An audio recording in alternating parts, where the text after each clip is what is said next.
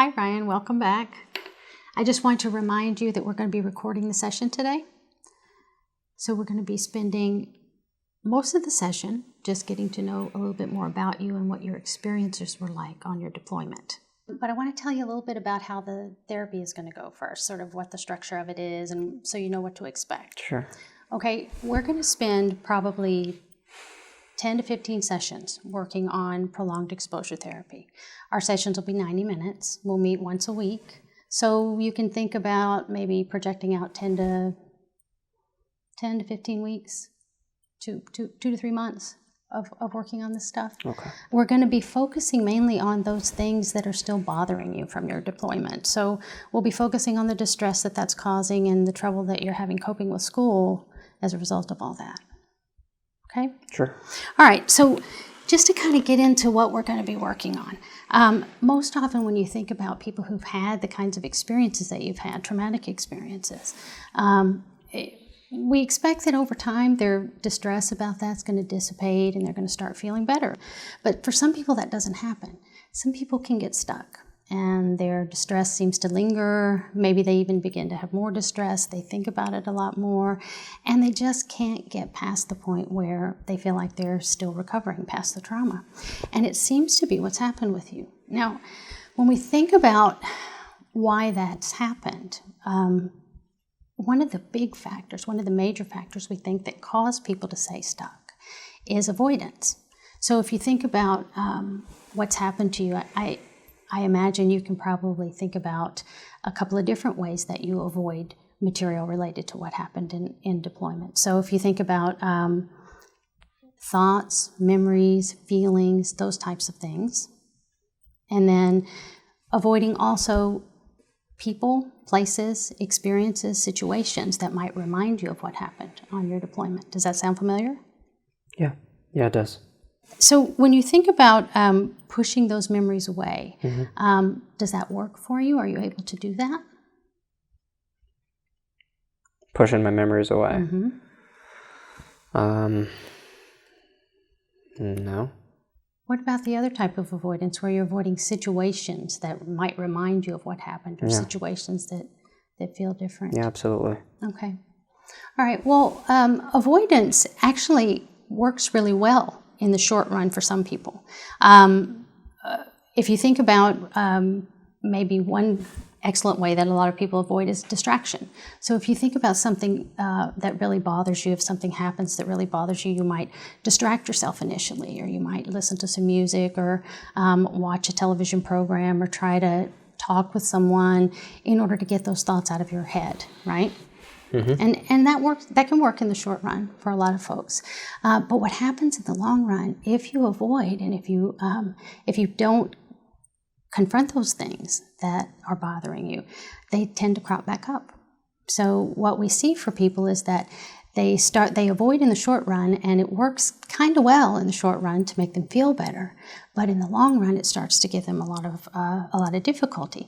When you think about it, if something's bothering you and you avoid it, then you don't get a chance to see that you actually could have coped with it. You don't get a chance to see, for example, that if there's something that you're avoiding because you think it's dangerous or because you think something bad is going to happen if you engage in it, that if you avoid that and you don't allow yourself to do it, you don't get a chance to see that it wasn't as dangerous as you thought it was. Does that make sense? Yeah, it does to an extent, yeah. Okay. So when you think about the kinds of things you avoid, are there any situations where you're finding that avoidance is keeping you from doing things that you need to be doing? Yeah, I guess an example has just been driving. Mm-hmm. I've had to, I just found myself in certain situations whenever I'm in the car, just feeling very much on edge. And it's everything between just being stuck in traffic to just feeling confined. So got to the point where it just, all right, well, let me go ahead and try public transportation, and that was just kind of the same thing. I didn't really find it I didn't really find myself being less on edge, so I've just been pretty much walking everywhere as much as I can, as much as I can help it. Okay, so you found some ways to accommodate, get yourself to feel a little more comfortable by not driving, by walking instead of taking public transportation. But I imagine that keeps you from doing some things that you want to be doing. I mean, you can't walk everywhere. Right. So you're kind of confined to a smaller area? Yeah. Okay. So that's kind of what I'm talking about. I mean, avoidance can work. It can help you feel better in the short run. It keep you from having to drive, keep you from having to take public transportation. But it's also shrunk your world down to a much smaller area where you can operate and be. Okay. And so what we try to do in this treatment is actually help you do the opposite of that. We try and help you confront the things that you're avoiding, make contact with them, stay with them, and begin to take back some of that ground that you've been losing to avoidance. So we have a couple of techniques that we use to help you do that. The first technique that we use is to help with some of those thoughts that you have, some of those memories, and that's called imaginal exposure. Now, in imaginal exposure, we just actually ask you to revisit your memory in imagination. When you do that in session out loud with me, and sort of think that memory through in an organized way in our sessions repeatedly and several times. So session by session, we'll continue to do that. And that's going to help you process that memory. That's going to help you start to organize it, put it together, and eventually make sense of it. The second kind of exposure that we'll have you do is called in vivo exposure. In vivo exposure, we have you actually do things in real life. That's what in vivo means. We have you confront some of those things that you've been avoiding in real life, and we do that in a gradual way as well, so that you can begin to take back ground. You begin to incorporate those things back into your life. And in doing that, you'll get a chance to see that those things aren't as dangerous as you expect them to be. And you'll be able to see that you can cope with them better than you think you can cope. Do those techniques make sense to you? Yeah, to an extent. I guess I'm not exactly clear what you mean by the first technique that you were talking about. The imaginal exposure? Right. Okay, in imaginal exposure, part of why we have people do imaginal exposure is the memory that people have of a trauma tends to be very disorganized. It tends to be, it can seem kind of mixed up and confused. And I don't know if this is your experience or not, but a lot of folks who have PTSD will tell me that the memory that they have of the trauma comes back to them kind of in images or flashes. They may remember bits here and there. It kind of comes upon them when they don't really want to think about it. They can see something in their environment that will trigger them to think about bits and pieces of it, but they never really think about the whole thing all the way through. Part of the reason they don't do that is because it's distressing. It's upsetting to think about some of the things that have happened. And so there's that avoidance again, playing the role of kind of keeping you from doing that. And so in imaginal exposure, what we try to do is take all those bits and pieces, all those images that keep coming back to you, all those parts of the trauma, we organize them into a whole and try and help you make sense of them, put them together. So we'll start at the beginning, we'll kind of tell it through as it was happening. And that will help you process it. So let me give you an example. When you think about the trauma now, or when you were reminded of it, it's like if your trauma was a book, you're opening it to the worst part. And you're reading a little bit about it, it's distressing, and so you say, I don't want to see any more of that, I don't want to hear any more of that, you should close the book, right? Mm-hmm. And it makes sense that you would, because right. Nobody wants to feel anything that feels distressing, so you close the book. The problem is, you don't read the part that comes before, you don't read the part that comes after, and you don't kind of link it with all of the other things that happened to kind of put it in the context of your life, make sense of it. And when we do that with our experiences, we're able to kind of move past them. When we don't do that with our experiences, they keep coming up and bothering us because they sort of need to be processed like that. And that's actually one of the signs for us as therapists, what we look for it kind of tells us there's unfinished business here, that you need to be processing that.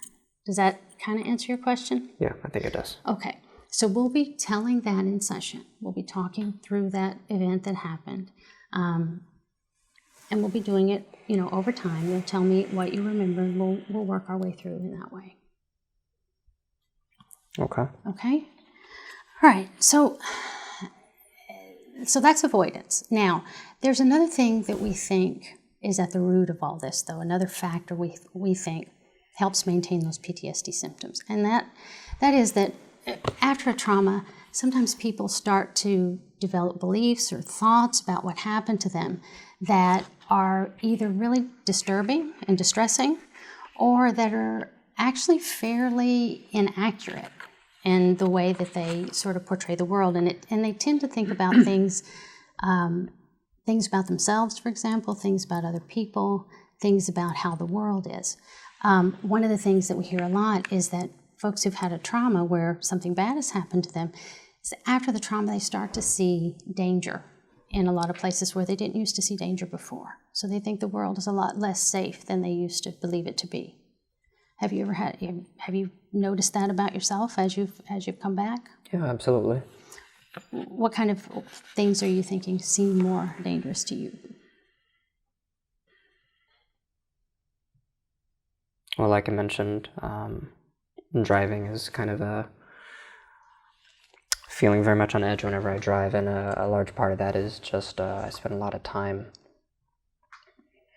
doing a lot of scanning. Mm-hmm. I guess you can say I don't know exactly how to describe it. I mean, there's been an established pattern mm-hmm. to treat particular objects a certain way. Mm-hmm. And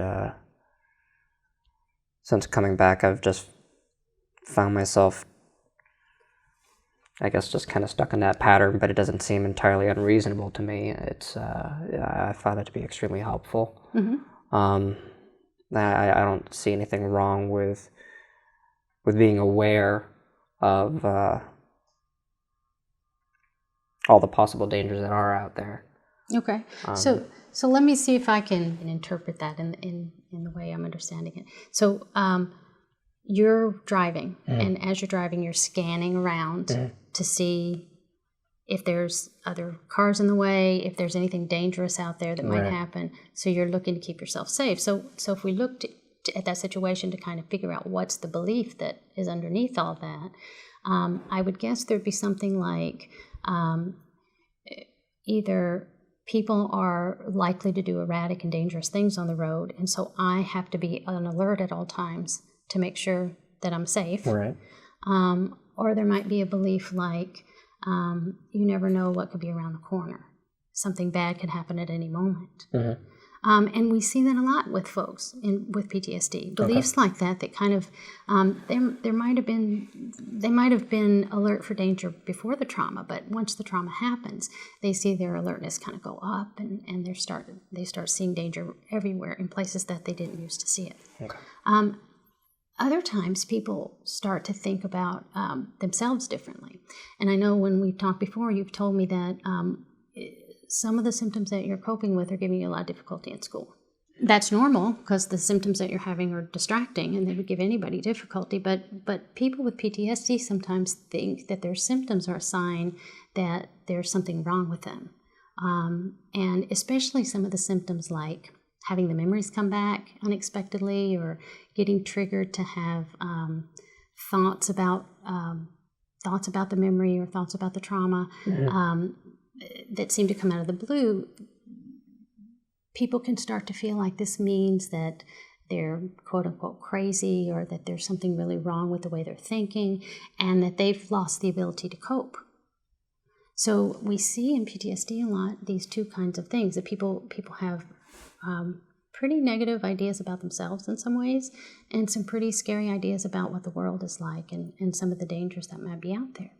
Now, as you're doing some of your exposures, some of that's going to come up. It's going to kick up some of those beliefs. And as it does, we're going to address those beliefs in session. So we'll just kind of take them as they come, and we'll work on them as they come. Okay. It makes sense that your beliefs would change with experience, right? So some of those beliefs maybe ones you want to keep. But some of them you may want to examine and find out if they still make sense for you. I mean, some of the things that you believe may have made sense in Iraq on deployment, but they don't make sense for you now. So we'll get a chance to look at all those things as they come up. We'll examine them. We'll kind of figure out if they fit for you. And the exposures will give you a chance to try those beliefs out in a lot of different situations. And that'll give you a lot of information that's going to help you make sense of it. So that's how we're going to address some of those beliefs. Okay. Okay, so we got a lot to do over the next few weeks. We're going to be talking about a lot of things that are going to be tougher, and we're going to be kind of pushing you in the direction of things that you've been avoiding, and some of that may be difficult and cause some distress for you. So I want you to know that if you need to call or if you need to have some contact between sessions, I'm going to give you some numbers that you can call. I want you to feel really free to call and check in with me so we can kind of keep you on track during the week, keep the therapy on track so that you can make gradual and consistent progress over the next few weeks. Okay? Fair enough. Okay. Do you have any questions about any of those techniques or about the treatment in general? No, nothing comes to mind at the moment. Okay. I want to learn a little bit more about the particular event that we're going to be focusing on in treatment. Now, I know over the time that you were deployed, you had a number of things happen that were pretty scary events. Any of them would be considered traumatic. But you had told me prior to this that there was one in particular that really bothered you. Do you remember which one that was? I do. Mm-hmm. Okay, what I'd like to know is a little bit about how that came to happen and sort of what's the beginning of the story, what's the end of the story. We don't have to go into a whole lot of detail today. We're actually going to do that more in session 3 when we do imaginal exposure. But it is helpful to kind of know, sort of in a nutshell, what we're going to be facing. Well, we were finishing a patrol in Fallujah. Okay. We were driving back to the fob and we drove by a remote-activated IED, which was hitting a dead dog. Mm-hmm. It was detonated right after we drove past it. It was the second vehicle that was hit. Corporal Thomas was commanding in that vehicle, and it pretty much blew the door right open and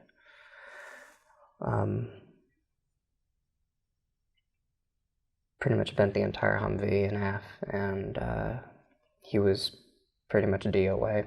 Okay. What vehicle were you in?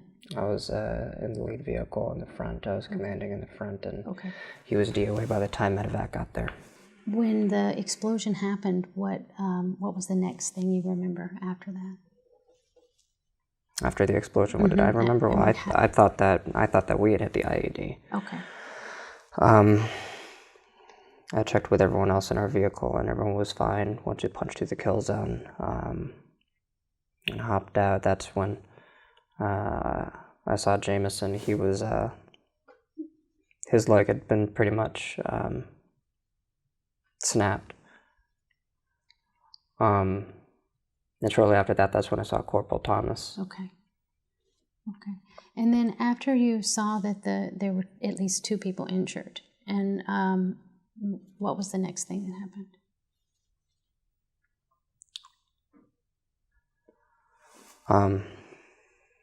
I pretty much, I don't know, I saw Corporal Thomas, and I don't know, I was just, I don't know how to describe it. I guess it was just kind of, I didn't know what to do. Okay. I don't know how long it was before it kind of kicked in me to go and actually check on him. Mm-hmm. By the time the doc got there, I pretty much had to turn away. I called it in. Okay.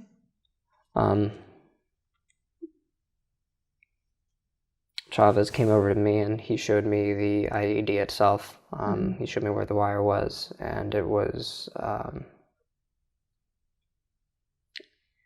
as you can see, it was pretty shallow. Mm-hmm. It was pretty much just sticking out of the ground, and it was something that I could clearly see. Okay. At least then you could see it once it had exploded. No, when we were driving by, that was something, I don't know why it didn't really click in my head, that the dog that we were driving by, I really don't know what it was. EOD had told us that they had swept the area and that it was clear, but when we had driven past it, like I said, I don't know what was going on in my head. I would actually just turn to our driver to make a joke about it. So it was something that I had seen, and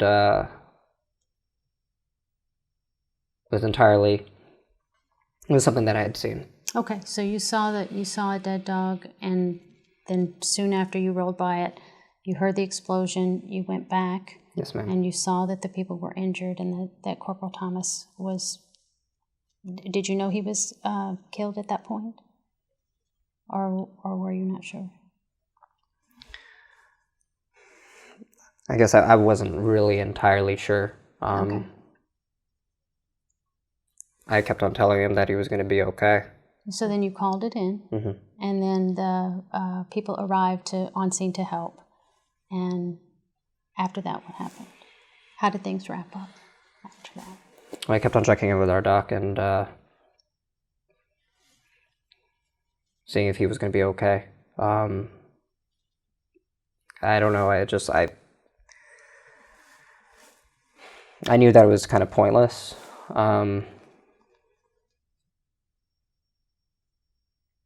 So he really didn't give me too much information. Anytime I asked him, he just told me that we just need to get him back to evac. Okay. So that's the event. Now, as you think about that event and a lot of the other things that you've told me, that still seems to be the one that is bothering you the most, and that's the one we're going to be focusing on. Okay. Is that accurate for you? That we're going to be focusing on that particular incident. Is that the one that's bothering you the most, that's coming up in your mind? Yeah. Okay.